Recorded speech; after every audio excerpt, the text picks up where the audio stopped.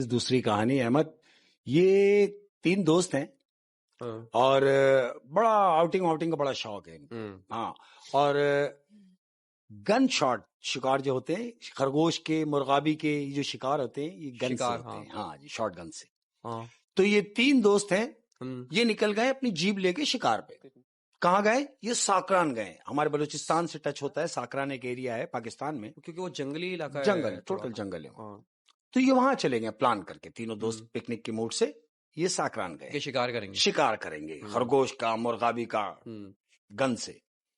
یہ وہاں پہنچے، اپنا خیمہ ایمہ لگایا، بہترین اپنا سامان وامان اوکے کیا. اب یہ رات کے انتظار میں ہے. یہ پہنچ گئے ہیں دوپہر میں. یہ وہاں پہنچے، انہوں نے اپنا سامان وامان اوکے کیا، خیمہ ایمہ لگایا ہے. اب یہ رات کے انتظار میں ہے. وجہ کیا ہے معلوم؟ کیونکہ خرگوش کا شکار اور مرغابی کا شکار یہ رات میں ہی ہوتا ہے. یہ رات میں ہوتا ہے. یہ رات کے انتظار میں ہے. رات ہوئی، ان تینوں نے پلان کیا کہ دیکھو بھائی، ہم ایک جگہ شکار نہیں کریں گے تینوں. ہم تینوں مختلف سمت جائیں گے اور دیکھتے ہیں کہ کون کتنی مرغابیاں مار سکتا ہے اور کون کتنے خرگوش مار کے لاتا ہے. یہ پلان ہوا. ہاں، کمپٹیشن ہوا دوستوں میں. انہوں نے اپنے اپنے سامان یعنی گن اٹھائی، چھرے اٹھائے، اور یہ مختلف سمت یہ تینوں جنے چلے گئے. ایک ادھر گیا، ایک ادھر گیا، ایک ادھر گیا، تینوں مختلف سمت چلے گئے. ٹھیک ہے. 2 جدھر گئے وہ گئے، لیکن یہ جو تیسرا جو گیا، اس کے ساتھ کیا ہوا؟ یہ وہاں پہنچے ہیں. اب یہ پوزیشن لے کے بیٹھے ہیں کہ اب خرگوش ادھر سے آنا ہے. یہ بیٹھا ہوا بڑے موڈ سے، بندوق لے کے. کیا دیکھتا ہے کہ کالے رنگ کا خرگوش، تقریباً نہیں، کچھ بھی تھی سمجھ لو کہ 4 بالش کا خرگوش، کالے کلر، بلیک کلر کا خرگوش، صحت مند. اس نے بولا یار ماشاءاللہ زبردست ہے. اس نے بالکل نشانہ تاکا ہے اس کے اوپر اور اس کو مارنے لگا ہے. تو پیچھے سے ایک آواز آتی ہے کہ نہیں، پیچھے سے یہ غیب سے آواز آئی ہے اسے. یہ اٹھا، اس نے چاروں طرف دیکھا کہ یہاں تو کوئی بھی نہیں ہے. پھر اپنے آپ سے کہتا ہے کہ نہیں، میرا وہم ہوگا. یہ پھر پوزیشن لیتا ہے، خرگوش وہیں ہے. یہ پھر پوزیشن لیتا ہے، پھر نشانہ تاکتا ہے، اور جیسے ہی شوٹ کرنے لگتا ہے پھر آواز ریپیٹ ہوتی ہے کہ نہیں، مارنا نہیں. اب جو یہ کہتا ہے کہ دوسری آواز، یہ فوراً کھڑا ہوتا ہے اور بھاگتا ہے، اپنے دوستوں کو آواز دیتا ہے، رضوان، خورشید، رضوان، خورشید، چیختا ہوا بھاگ رہا ہے. ان دونوں نے آواز سنی کہ یار یہ آواز لگا رہا ہے. وہ دونوں بھی بھاگتے ہوئے اس کی طرف آئے. کیا ہوا؟ کیوں چیخ رہا ہے؟ بولے یار میں نے دیکھا کہ میں ایک دم خرگوش میرے سامنے اور میں مارنے لگا، پیچھے سے کوئی آواز آتی ہے کہ مارنا نہیں. وہ 2 اس کے جو دوست تھے وہ ہنس رہے. کہنے بے وقوف، جب خرگوش تو نے دیکھ ہی لیا تھا تو کم سے کم مار تو دیتا. خرگوش کہاں دیکھا؟ بولا پیچھے. بولا کس طرف؟ بولا وہ جھیل کے کنارے. بولا پھر تو نے مارا کیوں نہیں؟ بولا مارتا کیسے، مجھے تو منع کیا گیا کہ نہیں، مارنا نہیں. وہ کہتا ہے تو بے وقوف ہے. کون سی جگہ تھی؟ بولے چلو. یہ ان دونوں کو بھی لے کے وہاں پہنچتا ہے جس پوائنٹ پہ اس نے خرگوش دیکھا ہے. لے کے وہاں پہنچا. بولا کہاں دیکھا؟ بولا بیٹھو یہی ہے، چپ چاپ بیٹھ جاؤ، آواز نہیں آئے کسی بھی چیز کی، خاموش. یہ تینوں وہاں خاموش بیٹھ گئے. تھوڑی دیر بعد وہ خرگوش پھر آتا ہے. ان کو آواز نہیں آئی؟ ان کو آواز نہیں آئی ہے جو 2 اس کے ساتھ گئے ہیں. یہ وہاں بیٹھے ہیں تینوں، اور تینوں بیٹھ کے اس انتظار میں کہ خرگوش آئے. یہ خرگوش آیا تو جن 2 دوستوں کو یہ اپنے ساتھ لے کے گیا تھا ان میں سے ایک نے گولی چلائی ہے، ڈاس بندوق چلائی ہے، جا کے سیدھا خرگوش کو لگی ہے اور خرگوش وہاں گر گیا ہے. آواز نہیں آئی؟ آواز نہیں آئی، کوئی آواز نہیں آئی. انہوں نے وہ خرگوش اٹھایا اور اٹھا کے وہاں سے چلے ہیں. اب اپنی جگہ پر پہنچتے پہنچتے انہوں نے 3 خرگوش اور مارے، یعنی ٹوٹل 4 خرگوش کو یہ مار چکے ہیں. بڑے خرگوش یہ لے کے اپنی جگہ پہ بڑے خوش ہیں. لیکن وہ جو پہلا ہے، یعنی جس کو آواز آئی تھی کہ مارنا نہیں، اس کا دماغ وہیں لگا ہوا ہے، وہ ڈرا ہوا ہے، سہما ہوا ہے کہ یار کسی نے مجھے تو منع کیا کہ مارنا نہیں، انہیں منع کیوں نہیں کیا جنہوں نے مار بھی دیے؟ کیونکہ وہ 4 خرگوش ان دونوں نے مارے، اس نے کچھ بھی نہیں کیا. پھر کیا ہوا؟ انہوں نے کیا سوچا کہ یار اتنا مسالہ تو ہمارے پاس ہے نہیں کہ 4 خرگوش بنا لیں. بولے ایک کام کرتے ہیں، ہم واپس چلتے ہیں، اور رستے میں کوئی ڈھابا نظر آئے گا تو ہم وہاں سے اس کو پکوا لیں گے. تینوں متفق ہو جاتے کہ ہاں یہ بات صحیح ہے. یہ اپنی جیب میں بیٹھتے ہیں, سارا سامان لپیٹتے ہیں, رکھتے ہیں اور واپس نکلتے ہیں. اب جب یہ واپس نکلتے ہیں تو رستے میں تھوڑی سی دور جانے کے بعد تقریباً 1 گھنٹے کی ڈرائیو ہوگی. انہوں نے جیب روکی اور خرگوش کا بھرا ہوا تھیلا اٹھایا. اب یہ ڈھابے کی طرف جا رہے ہیں. یہ ڈھابے پہ جا کے بیٹھے ہیں اور آواز لگائی ہے کہ کوئی ہے. ظاہر ہے ہوٹل کے لوگ ہیں. ان میں سے ایک آدمی آیا جس کی ہائٹ کم سے کم نہیں کچھ بھی تو 7 فٹ کی ہائٹ, 7-7.5 فٹ کا آدمی. یہ دیکھ رہے ہیں کہ یار اتنا بڑا آدمی, اتنے بڑے بڑے اس کے ہاتھ. وہ اس سے پوچھتے ہیں کہ بھئی آپ یہاں کیا کرتے ہیں؟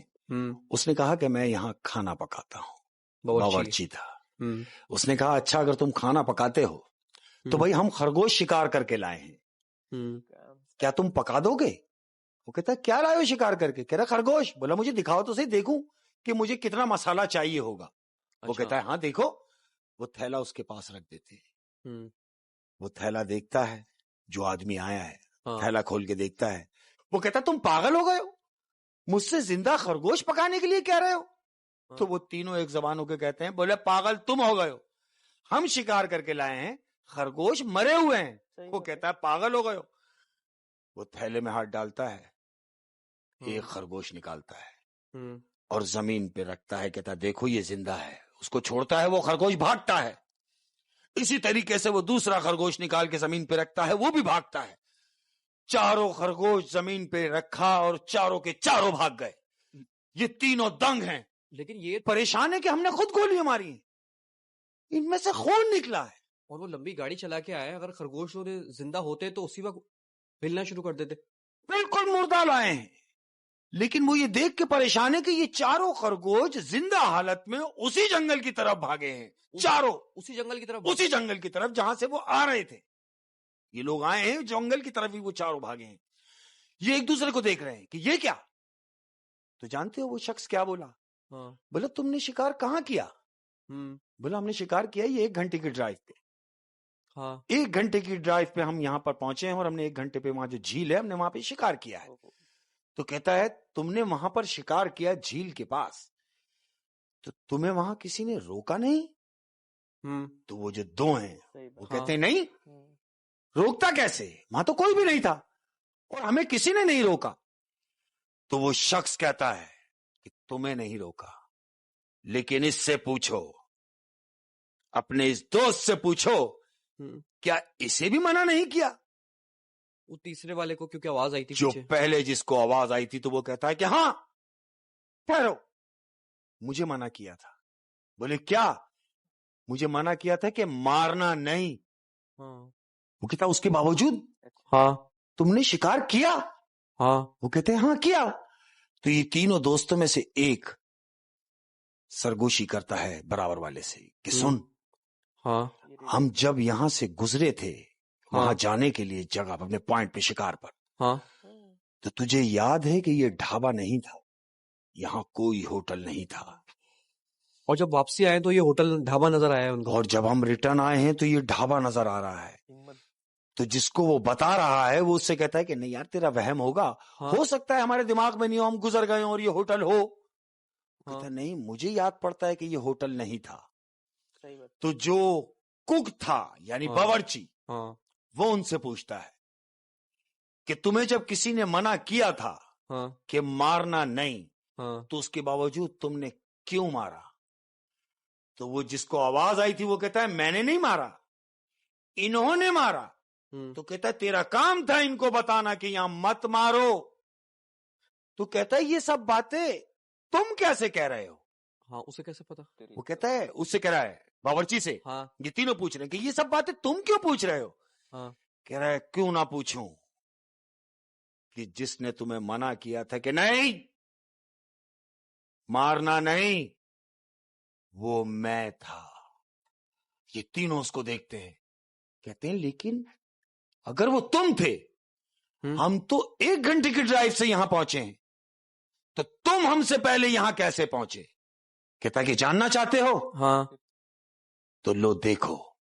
وہ اپنے چہرے سے چادر ہٹاتا ہے اور جب چادر ہٹاتا ہے تو یہ تینوں کیا دیکھتے ہیں کہ اس کی آنکھوں کی جگہ 2 شعلے رکھے ہوئے ہیں جو صرف جل رہے ہیں.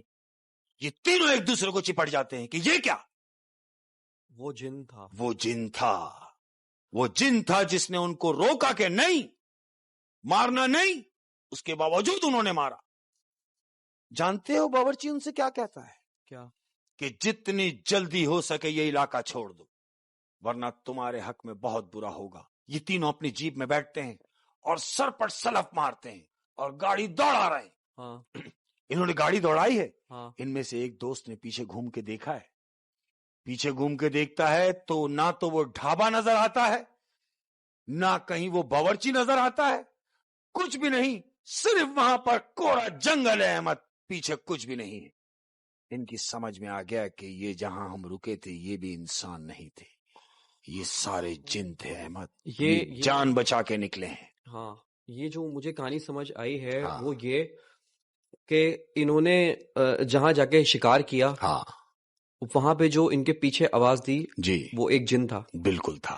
اس جن نے منع کیا کہ یہاں پہ شکار نہیں کرو، نہیں کرنا، لیکن وہ نہیں مانا. انہوں نے وہاں شکار کیا. ہاں. تو وہی جن پھر ان سے بدلہ لینے کے لیے، ریونج لینے کے لیے اس ڈھابے کی شکل اس ڈھابے پہ ان کو ملا. اور وہ جو دوست تھا اس نے بالکل صحیح بات نوٹ کی تھی کہ جب وہ اس جگہ سے گزر رہے تھے تو یہاں ڈھابا نہیں تھا. اور واقعی وہاں ڈھابا نہیں تھا. وہاں ڈھابا نہیں تھا. ہاں. لیکن وہ ڈھابا وہاں بنایا گیا اس وقت، اسی وقت. اور جیسے ہی جب وہ جانے لگا تو پھر ڈھابا غائب. جب یہ لوگ وہاں سے نکلے ہیں، ہاں، ذرا سے ڈسٹنس کے اوپر گھوم کے دیکھتے ہیں تو وہاں کوئی ہوٹل نہیں ہے، سب ختم، سب واش ہو جاتا ہے. ان کی سمجھ میں آ گیا کہ ہم یہاں رکنا ٹھیک نہیں، یہاں سے نکلنا ٹھیک ہے. تو یہ وہی والی بات آ گئی نا کہ آپ نے جہاں پہ آپ جا رہے ہیں وہاں کے رولز فالو کرتے ہیں. بالکل ایسے ہی ہے نا، بالکل ایسے ہی. آپ کے ساتھ کوئی بھی حادثہ ہو سکتا ہے. جب آپ کو منع کیا جا رہا ہے اس کے باوجود آپ وہ کام کریں گے تو نقصان ہی اٹھائیں گے. لیکن شکر ہے کہ ان کے ساتھ کوئی حادثہ پیش نہیں آیا اور وہ اپنی جان بچا کے وہاں سے تینوں بھاگے، ورنہ وہ کیا نہیں کر سکتے تھے. نہیں، کئی بار ایسا ہوتا ہے کہ وہ وارن کرتے ہیں، کیونکہ مجھے نہیں لگتا جو واقعہ ان کے ساتھ ہوا ہے اب وہ زندگی میں ایسا انہوں نے کبھی کیا ہوگا. نصیحتاً کے ان کو شاید تنبیہ ہو جائے کہ اب دوبارہ کبھی نہ کریں، اور کرنا بھی نہیں چاہیے منع کرنے کے باوجود. ہو شیخ صاحب کیا انٹرسٹنگ سٹوری تھی. بس آج کی آخری کہانی ہو جائے. ارے آخری کہانی یار، دل تو نہیں چاہتا احمد کہ کہانی کو آخری کیا. خدا کی قسم میرا دل کہتا ہے کہ میں پڑھتا رہوں، میں بولتا رہوں، لوگ سنتے رہیں، محظوظ ہوتے رہیں. مولا ان لوگوں کو سلامت رکھے، تمام لوگوں کو. تیسری کہانی شیئر کروں گا احمد. یہ ایک ایسی کہانی ہے کہ یہاں پر کیا ہے کہ بوڑھے ماں باپ ہیں، ایک جوان بچہ ہے. یہ نیا نیا گھر انہوں نے شفٹ کیا ہے، نئے گھر میں آئے ہیں. یہ آگے گھر میں سامان وامان لے کے آ گئے ہیں، گھر میں رکھا، اپنے سارا دن میں سیٹنگ ویٹنگ کی ہے، سامان میں لگے ہوئے ہیں. اب اسی دوران رات ہو گئی ہے. اب جب رات ہوئی ہے تو جو ماں باپ ہیں، جو بوڑھے ماں باپ ہیں، وہ اوپر ہیں، اوپر والے روم میں سو رہے ہیں. ان کا جو ایک لڑکا ان کے ساتھ میں ہے وہ نیچے والے روم میں اپنے روم میں آ جاتا ہے. ابھی اپنے بیڈ پہ آ کے سکون سے لیٹا کہ یار سارا دن کے تھک گئے ہیں، شفٹنگ میں تھک گئے ہیں، اب ریسٹ کریں گے، پھر جو کام رہ گیا بچا کچا وہ دن میں کر لیں گے. یہی سوچ کے یہ لیٹا ہے. اب جب یہ لیٹا ہے تو اسے ایک آواز آئی ہے کہ مجھے نکالو. یہ اٹھ کے بیٹھ گیا ایک دم. یہ کون ہے؟ کون کہاں بند ہے جس کو میں نکالوں؟ یہ سوچ رہا ہے. پھر کہتا ہے کہ نہیں، ایسا کچھ نہیں. وہم سمجھ رہا ہے. وہم سمجھ کے یہ پھر لیٹا ہے. اب جب لیٹا ہے تو پھر دوسری آواز آئی کہ مجھے نکالو، میں زندہ ہوں. یہ آواز آ کہاں سے رہی ہے؟ اس کے بیٹ کے نیچے سے آ رہی ہے احمد، جہاں یہ لیٹا ہوا ہے. اس بیٹ پہ وہ سو رہا ہے، اس بیٹ کے نیچے سے بیٹ کے نیچے سے آواز آ رہی ہے کہ مجھے نکالو، میں زندہ ہوں. پھر اس نے کیسے وہ رات گزاری ہے، دن نکلا. اس نے اپنے بوڑھے ماں باپ سے وہ بات شیئر کی کہ امی ابو، میں جب اپنے کمرے میں تھا تو مجھے ایک آواز آئی کہ میں زندہ ہوں، مجھے نکالو. وہ کہتے ہیں بیٹا تمہارا وہم ہوگا، ہو سکتا ہے تم نے کوئی خواب دیکھا ہو، اپنے دل سے یہ بات نکالو، ایسا کچھ بھی نہیں ہے. وہ کہتا ہے میں نے خود سنی ہے. ماں باپ اس کو تسلی کرا رہے ہیں کہ نہیں بیٹا ایسا کچھ نہیں ہے، تمہارے ذہن کا وہم ہے، چھوڑ دو. اس کی ماں اس کے اوپر پڑھ کے آیت الکرسی پڑھ کے پھونک رہی ہے، تھوڑا سیٹ اپ میں آ گیا، اوکے ہوا. دوسرا دن ہوا، دوسرے دن کی رات آئی، سامان وامان گھر کا سب سیٹ کر دیا ہے، اب یہ حسب دستور اپنے بیڈ پہ آ کے لیٹا ہے. اب جیسے ہی لیٹا ہے آواز ریپیٹ ہوتی ہے، مجھے نکالو. یہ پھر اٹھ کے بیٹھ جاتا ہے، پھر سوچتا ہے کہ دوسری آواز کب آئے گی. یہ انتظار ہی کر رہا ہے کہ دوسری آواز پھر آتی ہے کہ میں زندہ ہوں، مجھے یہاں سے نکالو. یہ اپنے بیڈ سے اٹھتا ہے اور بیڈ ہٹاتا ہے.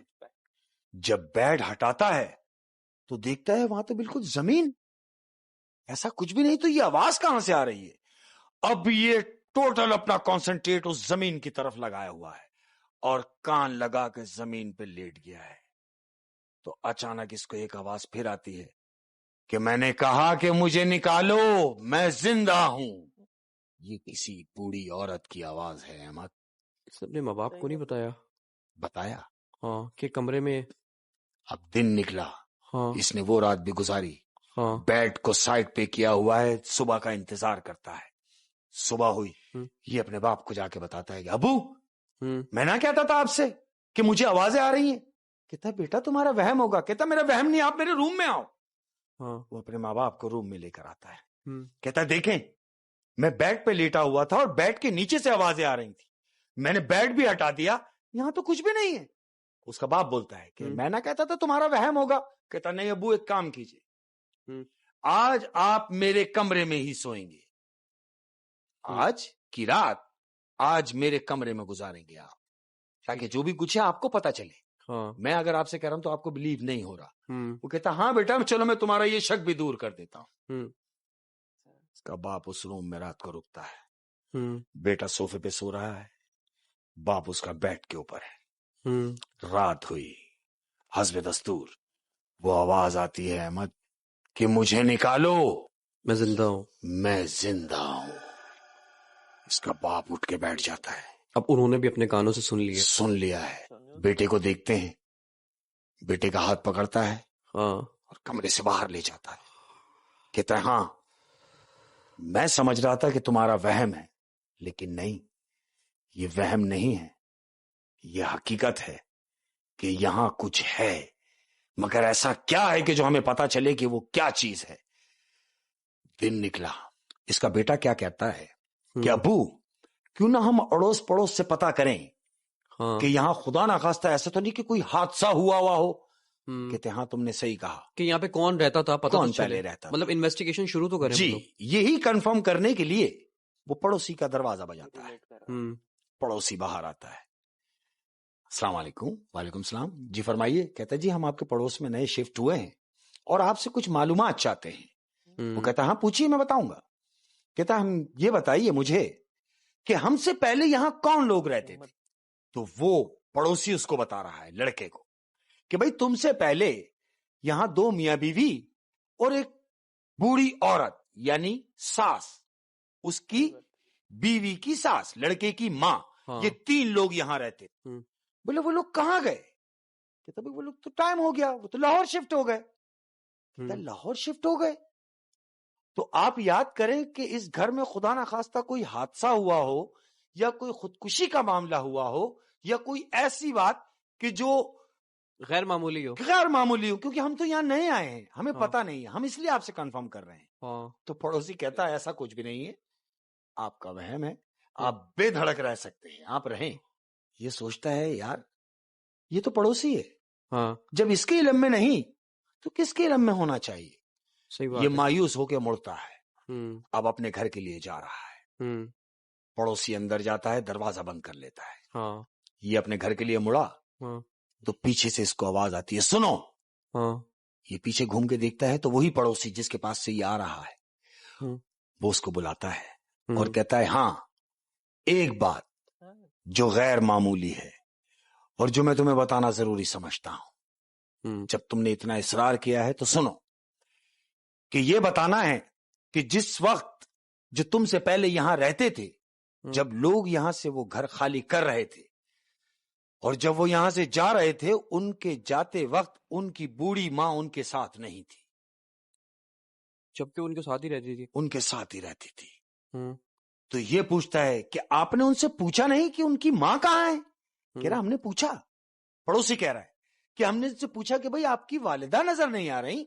تو جانتے ہو جو پہلے رہتے تھے انہوں نے کیا جواب دیا؟ انہوں نے کہا کہ ہماری والدہ لاہور میں تھی, وہاں اچانک ان کی حالت خراب ہوئی اور وہاں ان کی ڈیتھ ہو گئی, جن کو ہم نے وہیں دفنایا.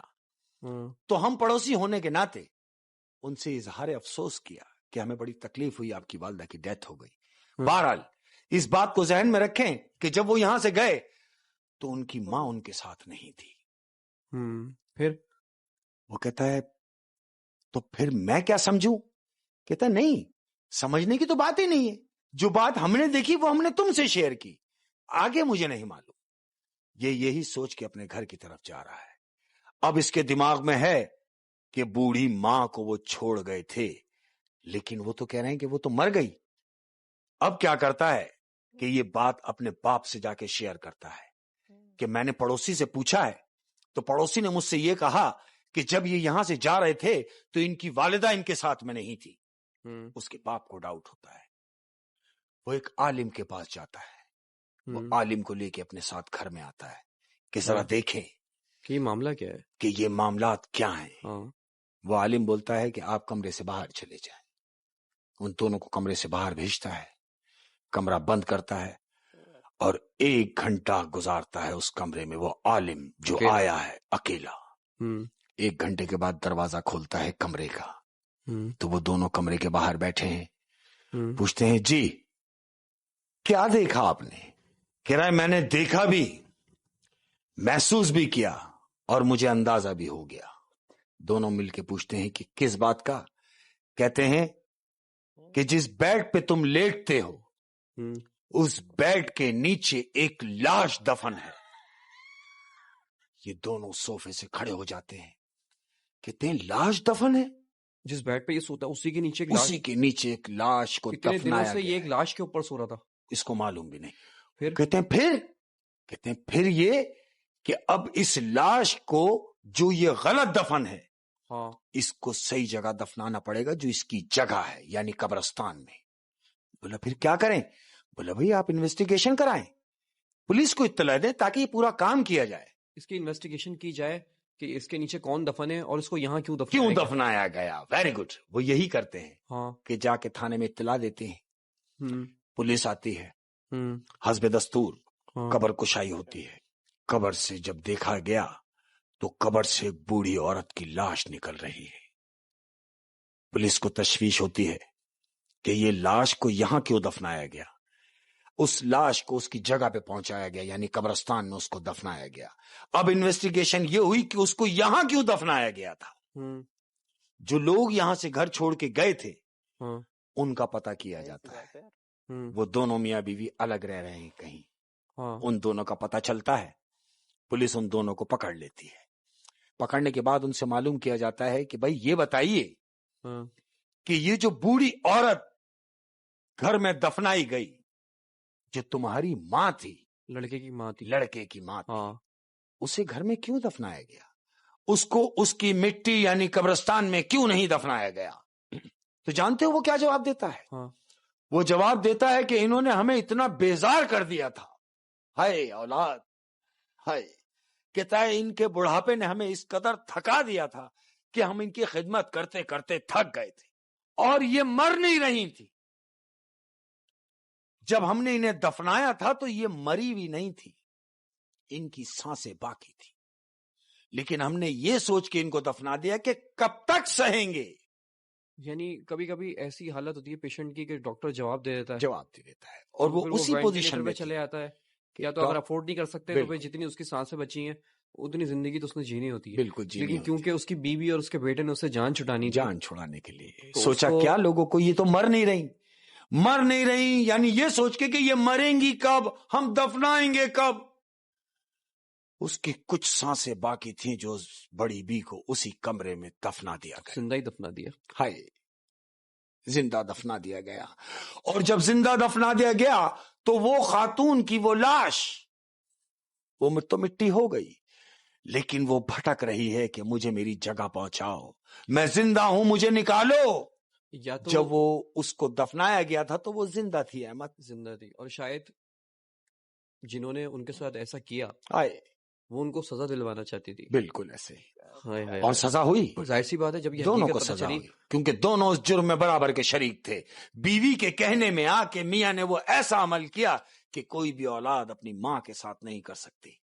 اس نے اپنی ماں کی گنی چنی سانسیں جو باقی تھیں وہ پوری نہ ہونے دیں اور زندہ ہی ماں کو دفنا دیا. اور اب اس کا بیٹا تو رحم کے لائق بھی نہیں ہے. نہیں بالکل نہیں. اس پہ کیا رحم میں کہتا ہوں سنسار کیا جائے ایسی اولاد جس ماں نے پیدا کیا اسی کو زندہ دفنا دیا. ہائے ہائے ہائے ہائے. ہاں شیخ صاحب کہانیاں تو بھی اور سننے کا دل کر رہا تھا بالکل، لیکن یہ ہے کہ آج کی کہانیاں پوری ہو گئی ہیں. کیا بات.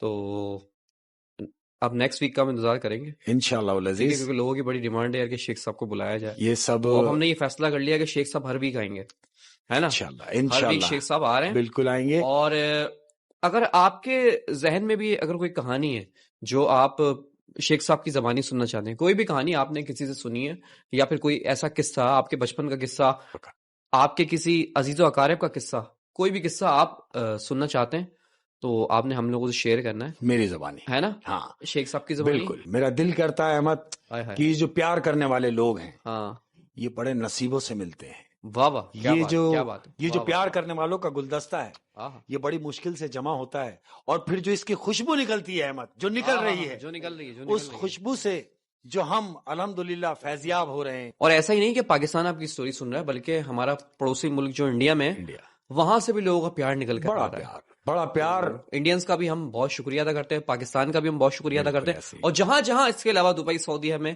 ہماری سٹوری سنی جا رہی ہے ان سب کا ہم شکریہ ادا کرتے ہیں. جتنے بھی لوگ دیکھ رہے ہیں، سن رہے ہیں، ہم سے پیار کر رہے ہیں، اپنے پیار کا اظہار کر رہے ہیں کمنٹس کی صورت میں، ان سب کو میں کھڑا نہیں ہو سکتا، فریم سے آؤٹ ہو جاؤں گا، لیکن میں جو بیٹھا ہوں اس کو میرا کھڑا ہی سمجھو کہ میں کھڑا ہوا ہوں. میرا سلوٹ ہے آپ تمام لوگوں. سلوٹ ہے بھائی. ٹھیک ہے، تھینک یو.